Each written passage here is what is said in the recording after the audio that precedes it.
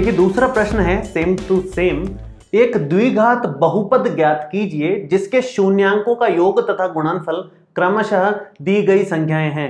शून्यांकों का योग ये है, गुणनफल ये है, योग ये है, गुणनफल ये है। इस तरह के 6 क्वेश्चंस बनाए हुए हैं।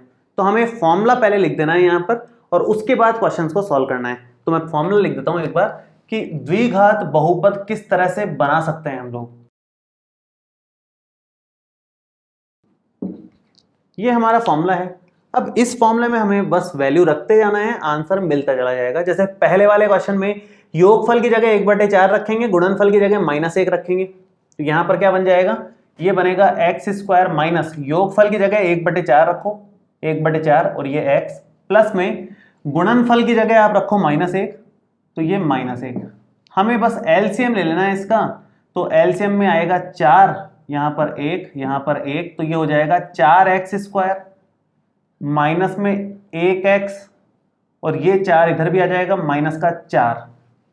तो यहां पर इतना करने के बाद फाइनल आंसर क्या आएगा, फाइनल आंसर आएगा बहुपद मिलेगा हमें 4x² माइनस x माइनस 4। केवल इतना। डिवाइड वाले अब कांस्टेंट को कंसीडर नहीं करना है, उसको नहीं लेना है। क्यों नहीं लेना है, क्योंकि आप इसमें भी ध्यान से देखोगे ना तो यहां पर आप देखोगे a का मान 4 है, b का मान है -1 और c का मान है -4।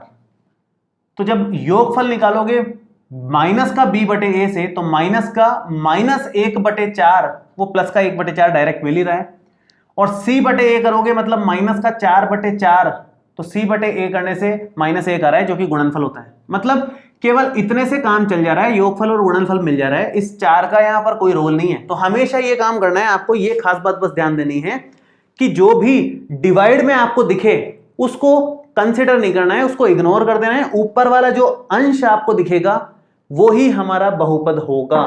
तो पहले वाले क्वेश्चन का आंसर है 4x² माइनस x माइनस 4। ऐसे सेकंड वाले का करें हम, अंडर रूट में आ गया, कोई दिक्कत नहीं है। मैं इधर कर देता हूं, आपको एग्जाम में ये भी शो करना है, फॉर्मूला लगाना है, फिर ये करना है, फिर लास्ट में ये लिखना है कि बहुपद ये आया। इस तरह से सिस्टमेटिक करना है।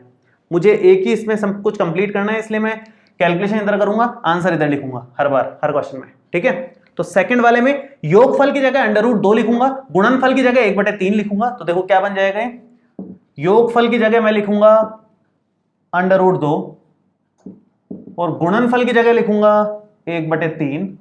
आप अगर एलसीएम लेते हैं तो आंसर मिल जाएगा आपको।